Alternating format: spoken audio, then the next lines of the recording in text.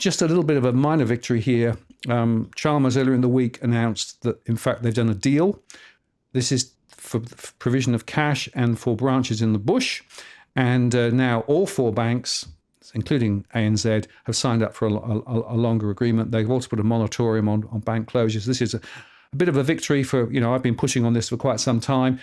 It looks as though other organisations may well come in too. But 2 things. This is a bit of a sort of a fudge insofar that there was talk of levying all the banks to provide support for the regions, and they've done a U-turn on that because, of course, that could be bad from an election point of view. And the Bank of Post, Australia Post, is very much part of it now. And in fact, more services will be provided by Australia Post. But even the sort of leader of Australia Post did say that wouldn't necessarily be enough to make it really profitable long term. So this is a fudge.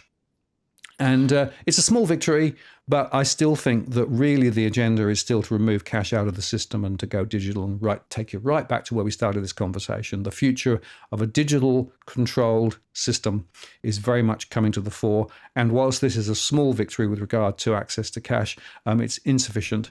There's a deadline at the end of this week to put a Treasury response back about cash and the use of cash. And of course, they've ring-fenced small businesses and they don't worry about small businesses, blah, blah, blah, blah, blah. Point is, small businesses won't be able to take cash if they can't get cash out of the system and put cash back into the system because branches don't exist. So it's part of a bigger digital story here. And unfortunately, I see this as a small win, but not necessarily a strategic win.